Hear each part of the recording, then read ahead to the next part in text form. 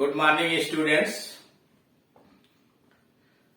आशा है आप सभी लोग कुशल पूर्वक होंगे। आज हम लोग इस वीडियो के अंतर्गत बेसिक इंग्लिश ग्रामर के अंतर्गत सेंटेंस कितने प्रकार के होते हैं और उसे कैसे पहचाना जाता है, इसके विषय में जानकारी प्राप्त करें। इसके पहले वाले वीडियोस के अंतर्गत शब्द क्या होता है, कैसे उसका निर्माण करते हैं, फिर सेंटेंस क्या होता है, वाक्य क्या होता है, इसके विषय में जानकारी दी गई। उसमें बताया गया कि शब्द अक्षरों का एक समूह है जिसका कुछ न कुछ अर्थ होता है, कुछ न कुछ भाव होता है। ये दो तरह के होते हैं, निरर्थक शब्द और सार्थक शब्द, मीनिंगलेस, मीनिंगफुल। निरर्थक शब्द वह होते हैं जो शब्दों अक्षरों का समूह तो होता है लेकिन उसका कोई मतलब नहीं होता और डिक्शनरी में उसकी कोई मीनिंग भी नहीं होती, उसका वर्णन भी डिक्शनरी में नहीं होता। लेकिन सार्थक शब्द वह होते हैं कि अक्षरों का समूह भी होते हैं और उनका कुछ न कुछ अर्थ होता है। डिक्शनरी में ढूंढने पर आपको उसका मतलब भी मिल जाएगा। वाक्य के विषय में आपको बतलाया गया, sentence is group of the words which makes complete sense, जो पूर्ण अर्थ देता है। यानी वाक्य शब्दों का वह समूह होता है जिससे पूरा भाव व्यक्त हो।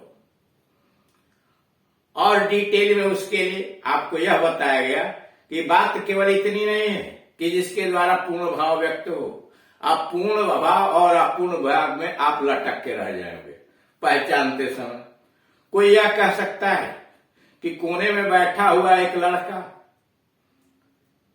A boy sitting in the corner, क्या यह भाव नहीं है? और अगर हम कह देते हैं कि नहीं नहीं इसमें पूर्ण भाव नहीं है तो कहेंगे सिद्ध कीजिए कैसे पूर्ण भाव। एक समस्या खड़ी हो जाए। तो इससे बेहतर है कि उसमें आप यह जोड़ लीजिए, we can separate subject and predicate, जिसमें हम सब्जेक्ट और प्रेडिकेट छांट सकें। तो आप समझने के लिए समझ लीजिए कि वाक्य शब्दों का वह समूह होता है जो पूर्ण भाव व्यक्त करता है और जिसमें हम कर्ता क्रिया छांट सके। सीधी सी बात। Sentence is a group of words which makes complete sense and we can separate subject and predicate। अब यहां पर स्टार्ट किया कितने प्रकार के वाक्य होते हैं। अर्थ के दृष्टिकोण से, मीनिंग के दृष्टिकोण से वाक्य कितने प्रकार के होते हैं। मीनिंग के आधार पर शब्द 5 प्रकार के होते हैं। पहला जो होता है वह असर्टिव सेंटेंस होता है।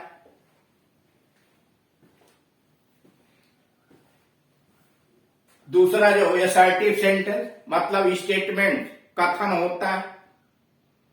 इसके द्वारा किसी कार्य या घटना के होने या न होने के विषय में परिचर्चा की जाती है। दूसरा आता है इंट्रोगेटिव, जिससे प्रश्न पूछा जाए। तीसरा इंपरेटिव, जिसके द्वारा आदेश दिया गया हो, निवेदन किया गया हो, सलाह दी गई हो। चौथा एक्सक्लेमेटरी सेंटेंस, जिसके द्वारा हृदय के जज्बातों को व्यक्त किया जाए। और लास्ट 5वां ऑप्टेटिव सेंटेंस, जिसके द्वारा शुभकामना व्यक्त की गई हो, मन की इच्छा व्यक्त की गई। यह स्टार्ट किया जाता है असर्टिव सेंटेंस से। साधारण कथन से, स्टेटमेंट भी इसको कहते हैं। असर्ट का मतलब होता है डिक्लेयर, घोषित कर देना। उसी से बना है असर्टिव। यह भी 2 प्रकार का होता है, अफर्मेटिव यानी पॉजिटिव सेंटेंस और नेगेटिव सेंटेंस। पॉजिटिव सेंटेंस या अफर्मेटिव सेंटेंस उसको कहते हैं असर्टिव का कि जिसके द्वारा किसी कार्य के होने के विषय में सकारात्मक सूचना मिले। और नेगेटिव सेंटेंस है जो किसी घटना या कार्य के न होने के विषय में सूचना दी गई हो। यहां से जो स्टार्ट किया गया है वह निगेटिव सेंटेंस से ही शुरू किया गया है। देख रहे सेंटेंस टाइप्स, यानी अर्थ के आधार पर यह बताया जा रहा है कि मीनिंग के आधार पर वाक्य कितने प्रकार के होते हैं। असर्टिव सेंटेंस में अफर्मेटिव और निगेटिव। अफर्मेटिव पहले समझाया जा चुका है इसके वीडियोस के अंतर्गत डिटेल में, हल्का फुल्का आपको हमने समझा भी दिया। अफर्मेटिव का मतलब हुआ यानी उसी को पॉजिटिव भी आप कहते हैं कि जिसके द्वारा किसी कार्य या घटना के होने के विषय में सकारात्मक सूचना मिलती है, वह कहलाता है पॉजिटिव या अफर्मेटिव सेंटेंस। अब यहां है निगेटिव सेंटेंस, वह वाक्य जो किसी कार्य या घटना के न होने की सूचना देते हैं। यानी ऐसे वाक्य जो किसी कार्य या घटना के न होने की सूचना प्रदान करें उन्हें कहा जाता है कि वह निगेटिव सेंटेंस है। यानी वह वाक्य नकारात्मक वाक्य कहलाता है जिसके माध्यम से किसी कार्य अथवा घटना के न होने की सूचना मिलती है। जैसे मदन डज नॉट सिंग, मदन गीत नहीं गाता है। Ram is not present, Ram उपस्थित नहीं। नोट, पॉजिटिव सेंटेंस में यस तथा नेगेटिव सेंटेंस में नॉट, नेवर, नो का प्रयोग होता है। यानी सेंटेंस अगर पॉजिटिव है तो उसमें यस आता है, और अगर सेंटेंस नेगेटिव है तो नो, नॉट और नेवर का प्रयोग किया जाता है। वाक्य को नेगेटिव दो तरह से बनाया जाता है। यानी असर्टिव सेंटेंस में पॉजिटिव को नेगेटिव बनाने के दो तरीके हैं। पहला, वर्ब को नेगेटिव बनाकर, यानी वर्ब को ही नेगेटिव बना दिया जाए, अर्थात एडवर्ब नॉट या नेवर जोड़कर। एक तरीका है कि एडवर्ब नॉट या नेवर जोड़ करके वाक्य को नेगेटिव बना दिया जाए, और दूसरा है वाक्य में कोई नेगेटिव शब्द या नेगेटिव प्रीफिक्स का प्रयोग करके। यानी एक है कि वर्ब को नेगेटिव बना दीजिए, यानी नॉट या नेवर जोड़ दीजिए, और दूसरा है वाक्य में कोई नेगेटिव शब्द डालिए अथवा नेगेटिव प्रीफिक्स जोड़ करके। जैसे I am not a doctor,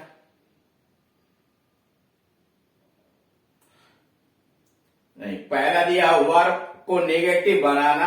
पहला तरीका है इनकम्प्लीट वर्ब में, यानी जैसे इनकम्प्लीट वर्ब मतलब जो बी से बनी हुई है, एज, आर, एम, वाज, वर। इसके अलावा बिकम है, सीम है, अपीयर है, ये सब इनकम्प्लीट वर्ब कहलाती हैं, अपूर्ण क्रिया। इसके साथ नॉट लगा दिया जाता है वर्ब के बाद नॉट जोड़कर। जैसे I am not a doctor, he was not a player. तो क्या है, is, are, am, was, were, seem, appear, become, इसके बाद नॉट लगा दिए, सेंटेंस नेगेटिव हो जाए। बी, दूसरा तरीका है उन सेंटेंसेज में जिसमें कंप्लीट वर्ब्स और सहायक क्रिया दी गई हो। यानी ऐसा वाक्य जिसमें कंप्लीट वर्ब आया हुआ, इनकम्प्लीट नहीं, कंप्लीट, जैसे गो है, कम है इत्यादि, और उसके साथ सहायक क्रिया भी आई हुई हो विभिन्न रूपों में, विभिन्न टेंसों में।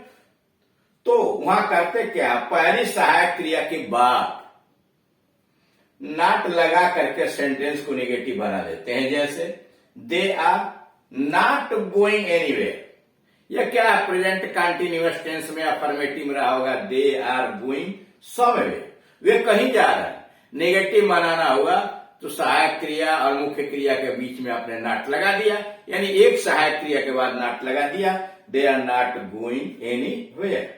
You cannot sit here, यह क्या है, सहायक क्रिया है सिट, मुख्य क्रिया है कंप्लीट वर्ब, तो you cannot sit here, तुम यहां बैठ नहीं सकते। सी, उन वाक्यों में जिसमें सहायक क्रिया का प्रयोग न होकर, यानी ऐसे वाक्य जिसमें सहायक क्रिया का प्रयोग नहीं हुआ है बल्कि सिर्फ मुख्य क्रिया होती है। यानी ऐसे भी वाक्य जिसमें कोई सहायक क्रिया नहीं होती है, केवल मुख्य क्रिया होती है, उनमें डू, डज, डिड जोड़ करके तब नॉट लिखा जाता है। जैसे प्रेजेंट इंडेफिनिट हुआ है, पास्ट इंडेफिनिट टेंस है ना, उसमें कोई सहायक क्रिया पहले से नहीं होती है, आपको उसमें डू, डज, डिड लगा करके टेंस के अनुसार बनाया जाता है। जैसे आई सी ए बर्ड, बनाना हुआ तो I do not see a bird, do not आपने लगाया और क्रिया का first form. He sees a bird, present indefinite का सिंगुलर नंबर। अगर क्रिया सिंगुलर नंबर में है तो डज नॉट लगाते हैं, does not see a bird. मतलब यह हुआ कि अगर कर्ता फर्स्ट पर्सन का है, सेकेंड पर्सन का या प्लूरल नंबर का, बहुवचन का है, आई यू वी दे, तब तो डू नॉट लगाइए। और अगर सिंगुलर नंबर थर्ड पर्सन का, ई सी इट राम श्याम मोहन, तो डज नॉट लगा करके मुख्य क्रिया को फर्स्ट फॉर्म में रखें। और अगर पास्ट इंडेफिनिट टेंस है तो सिंगुलर प्लूरल कोई भी सब्जेक्ट हो, क्रिया सेकंड फॉर्म की है तो आप डिड नॉट लगाइए और क्रिया फर्स्ट फॉर्म की कर दीजिए। जैसे दे सा मी, दे डिड नॉट सी मी, उन्होंने मुझे नहीं देखा। अब निगेटिव डिटेल में कैसे बनाया जाता है, जब अफर्मेटिव से निगेटिव के सेंटेंस में हम चलेंगे, यानी जब उस चैप्टर में कि कैसे अफर्मेटिव को निगेटिव में चेंज करेंगे तो वहां विस्तृत रूप से आपको समझाया जाएगा। यह शॉर्ट में प्रक्रियाएं चल रही हैं, क्योंकि बेसिक से शुरू किया जा रहा है आपको कि सारी चीज थोड़ा बहुत आप समझ लीजिए कि आगे जब आए तो कठिनाई आपको समझने में न हो। दूसरा, अन्य नेगेटिव वर्ड को जोड़कर या नेगेटिव प्रीफिक्स को का प्रयोग करके भी वाक्य नेगेटिव बन जाता। उधर आया ना दूसरा तरीका यह नेगेटिव बनाने का कि वाक्य में कोई दूसरा नेगेटिव शब्द डाल दिया जाए, या अथवा किसी शब्द के पहले नेगेटिव प्रीफिक्स जोड़ दिया जाए। जैसे आई ईट एन एप्पल, तो आई ईट नो एप्पल, आया तो नो एप्पल डाल दिया, आई ईट नो एप्पल, मैं सेब नहीं खाता हूं। ही गेव मी समथिंग, उसने मुझे कुछ दिया, समथिंग हटाया, नथिंग कर दिया। ही गेव मी नथिंग, उसने मुझे कुछ नहीं दिया। यहां क्या किया आपने, यहां पर कोई सहायक क्रिया या मुख्य क्रिया में नॉट नेवर नहीं लगाया, शब्द ही बदल दिए, समथिंग को नथिंग कर दिया या इनके जगह पर नो कर दिया। अब आइए दूसरे नंबर पर इंट्रोगेटिव सेंटेंस, यानी अर्थ के आधार पर बताया ना कि 5 प्रकार के वाक्य होते हैं, असर्टिव, इंट्रोगेटिव, इंपरेटिव, एक्सक्लेमेटरी और ऑप्टेटिव सेंटेंस, जिसमें असर्टिव के विषय में आपको बताया जा चुका। अब दूसरा इंपरेटिव सेंटेंस, प्रश्नवाचक वाक्य। Interrogative means ask question, interrogative का मतलब प्रश्न पूछना, ask questions, or make inquiry अथवा जांच पड़ताल करना। यानी प्रश्नवाचक वाक्य का मतलब किसी से प्रश्न पूछना या जांच पड़ताल करना। जिस वाक्य से कोई प्रश्न पूछा जाता है वह इंट्रोगेटिव सेंटेंस कहलाता है। यानी ऐसा वाक्य जिसके द्वारा कोई प्रश्न पूछा गया हो वह इंट्रोगेटिव सेंटेंस कहलाता है। जब किसी व्यक्ति से कोई जानकारी हासिल करनी होती है, किसी भी व्यक्ति से कुछ आप जानकारी हासिल करना चाहते हैं तो इस प्रकार के वाक्य प्रयोग में लाए जाते हैं। पूछे जाने वाला व्यक्ति इनका उत्तर असर्टिव सेंटेंस में देता है, यानी जिससे प्रश्न पूछा जाता है वह इसका उत्तर असर्टिव सेंटेंस के अंतर्गत देता है। इन्हें क्वेश्चन फॉर्म भी कहते हैं और इस प्रकार के वाक्यों के अंत में प्रश्न सूचक चिन्ह अवश्य लगता है। यानी ऐसे वाक्य जब आते हैं इनके लास्ट में क्वेश्चन मार्क लगा रहता है। जैसे इज विमला इल, क्या विमला बीमार है, या वेयर डू यू लिव, आप कहां रहते हो। तो इस तरह से आपने देखा असर्टिव सेंटेंस क्या होता है, इंट्रोगेटिव सेंटेंस क्या होता है, इंपरेटिव, एक्सक्लेमेटरी और ऑप्टेटिव। इसके अगले वाले वीडियोस के अंतर्गत आपको समझाया जाएगा। उम्मीद करते हैं कि आपको वीडियो जो अच्छा लग रहा हो, अच्छा लगा तो इसे देखिए, सब्सक्राइब कीजिए, अपने मित्रों में भी शेयर कीजिए। Thank you.